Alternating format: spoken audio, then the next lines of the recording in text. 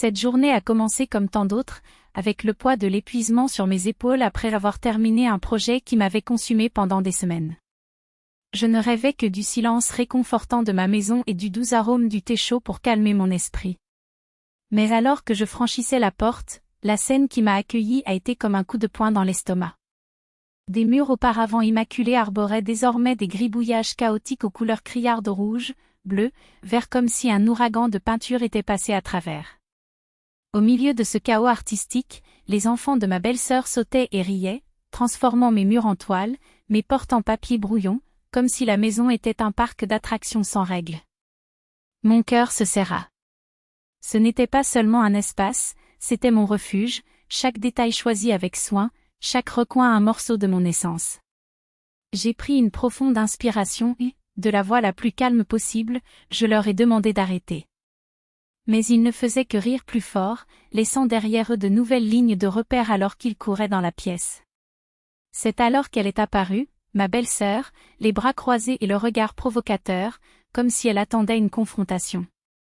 Avant que j'aie pu finir d'expliquer que ces murs n'étaient pas des jouets, sa voix traversa l'air comme une lame. Stérile. Juste un mot. Un mot qui fait plus mal que n'importe quel rire d'enfant, plus que n'importe quelle tache sur le mur. Elle le savait. Il savait exactement où frapper. Je connaissais les nuits blanches, les larmes avalées, les espoirs qui disparaissaient comme de la fumée. Et pourtant, il me l'a jeté au visage avec un dédain qui m'a glacé le sang. Le monde autour a perdu sa couleur. Les gribouillages, autrefois si vibrants, semblaient désormais gris devant lui. Je voulais crier, disparaître n'importe quoi pour ne pas sentir ce poison traverser mon âme. C'est à ce moment-là que mon mari est entré et, à son regard, j'ai su qu'il avait tout entendu lui aussi. Ces secondes de silence étaient éternelles. En moi, une tempête de douleur et de colère menaçait d'exploser, mais j'ai tenu bon.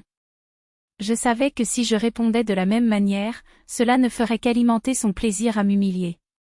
Puis, avec une fermeté que je ne soupçonnais même pas, je l'ai regardé dans les yeux et lui ai dit clairement, « C'est ma maison. J'ai permis à vos enfants d'être ici, mais vous n'avez pas le droit de m'offenser. » Elle a essayé de s'affirmer, en élevant la voix, en m'accusant d'être rigide, de ne rien comprendre à l'enfance. Mais quelque chose en moi criait, « Ça suffit. » D'une main ferme, j'ai ouvert la porte, sans élever la voix, je l'ai invitée à partir avec les enfants. Il y a eu un moment de tension, un sifflement de résistance, mais quand elle a réalisé que je n'allais pas céder, elle les a traînés dehors en claquant la porte. L'appartement était silencieux, brisé seulement par l'odeur de la peinture et les marques qui criaient encore sur les murs.